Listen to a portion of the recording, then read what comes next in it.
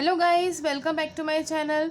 मैं आज आपको इनकम फ्रॉम हाउस प्रॉपर्टी का एक केस बताने जा रही हूँ कि अगर इस तरह का केस आता है तो आप क्वेश्चन को कैसे सॉल्व करेंगे। अगर अभी तक किसी ने मेरे चैनल को सब्सक्राइब नहीं किया है तो सब्सक्राइब कर दीजिए और आने वाली इससे न्यू वीडियो की नोटिफिकेशंस आपको टाइम पर मिल जाएंगी। और अगर आपको वीडियो पसंद आती है तो प्लीज़ लाइक करते हुए जाएँ। आप लोगों की लाइक से, कमेंट से मुझे मोटिवेशन मिलता है कि मैं और भी आगे नया नया कंटेंट आप लोगों के लिए अपलोड करूँ। चलिए ये स्टार्ट करते हैं। हमारा जो आज का केस है, एक्चुअली ये जो है आप लोगों ने कमेंट किया था कि मैम अगर इस तरह से केस आता है तो हम किस तरह से क्वेश्चन को सॉल्व करेंगे। केस क्या है कि अगर हाफ जो हाउस है वो यूज़ किया जा रहा है सेल्फ रेजिडेंस के लिए और हाफ जो हाउस है वो यूज़ किया जा रहा है लेट आउट के लिए। दो केस होते हैं। एक तो हो गया आपका सेल्फ रेजिडेंस। सेल्फ रेजिडेंस का मतलब है कि आप खुद उसमें रह रहे हो, उस घर में आप खुद रह रहे हैं। और लेट आउट का मतलब है उस घर को आपने रेंट पर दे दिया।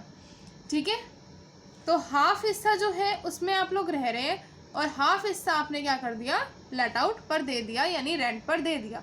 तो इस तरह के क्वेश्चंस को आप किस तरह से सॉल्व करोगे। आपको क्वेश्चन में दे रखा होगा म्युनिसिपल वैल्यू दे रखी होगी, स्टैंडर्ड रेंट दे रखा होगा, म्युनिसिपल टैक्सेस पेड, या फिर लेट आउट का जो भी पर मंथ का जो भी आपका खर्चा होगा वो सारा दे रखा होगा, जो रेंट है वो आपको गिवन होगा। ठीक है, सबसे पहले बात तो ये कि अगर सेल्फ रेजिडेंस कहीं भी आ जाए, ठीक है, दो केसेस है हमारे पास। पहला है हमारे पास सेल्फ रेजिडेंस, दूसरा केस है हमारे पास लेट आउट का। ठीक है, अगर कभी भी सेल्फ रेजिडेंस आ जाए तो इसका मतलब क्या है कि आपकी जितनी भी जीएवी बनेगी, ग्रॉस एनुअल वैल्यू, या फिर आपकी इनकम फ्रॉम हाउस प्रॉपर्टी, वो पूरी की पूरी नील होगी, सिर्फ और सिर्फ आपका लोन का जो इंटरेस्ट होता है उसको छोड़कर। ठीक है, अगर लोन का इंटरेस्ट दे रखा है तो उसको छोड़कर बाकी सब कुछ नील होता है सेल्फ रेजिडेंस में।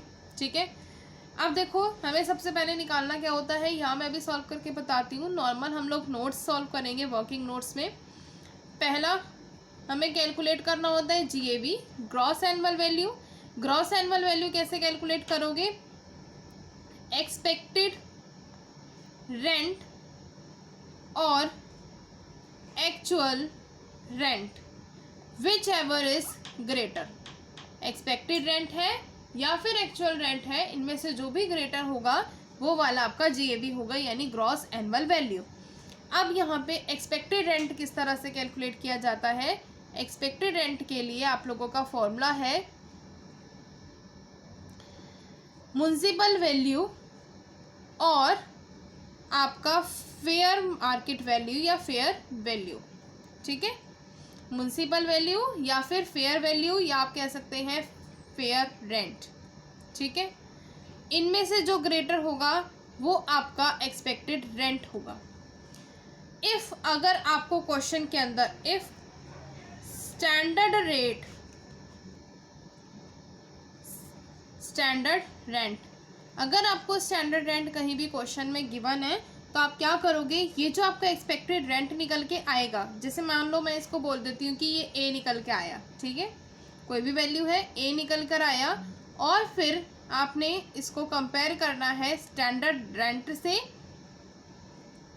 तो ये आपका क्या, यहाँ पे लेसर वाला अमाउंट लेंगे, फिर ये वाला जो अमाउंट होगा लेसर वाला, ये आपका माना जाएगा एक्सपेक्टेड रेंट। क्या माना जाएगा, एक्सपेक्टेड रेंट।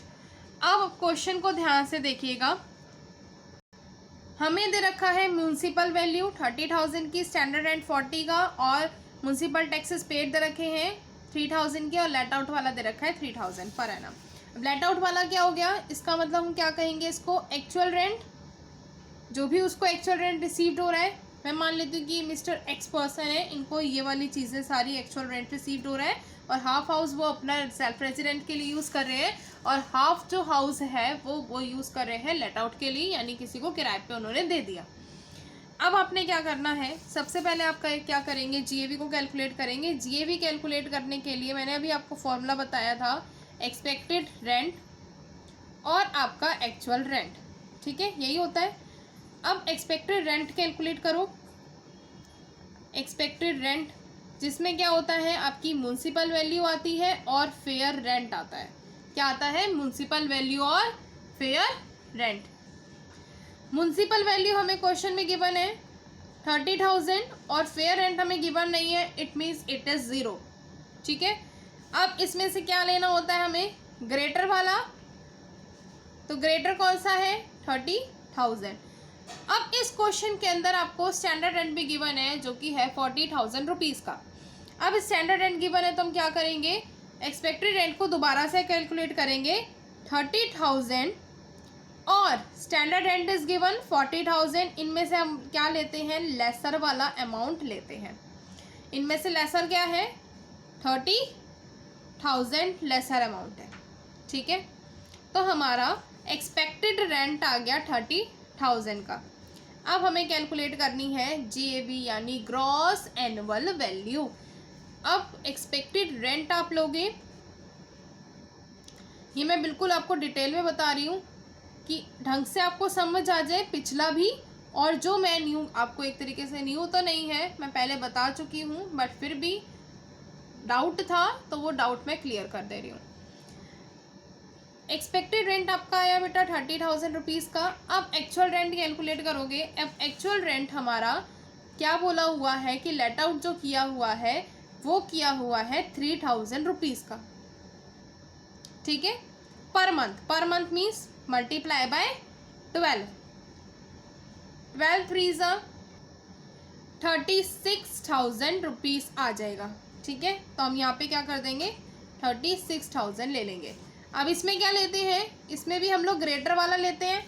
तो ग्रेटर वाला कौन सा है हमारा, 36,000।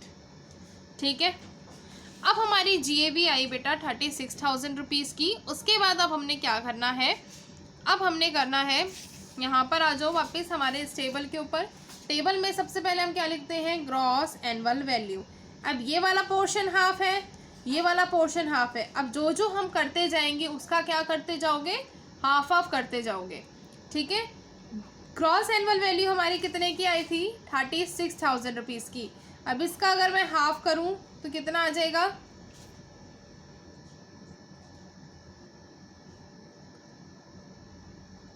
18,000। ठीक है, हमारा आ जाएगा 18,000। बट यहाँ पे ये बात आप सबने ध्यान रखनी है कि सेल्फ रेजिडेंस में जब हम GAV को कैलकुलेट करते हैं तो वो हमेशा नील रहता है। फिर सेकंड वाला कितना हो जाएगा हमारा, 18,000 हो जाएगा, क्योंकि हाफ हाफ करना है। हाफ हाफ के लिए क्या करा, डायरेक्टली हमने 2 से डिवाइड कर दिया। उसके बाद हमारा नेक्स्ट होता है म्युनिसिपल टैक्सेस पेड। अब म्युनिसिपल टैक्सेस दे रखे हैं 3,000 के।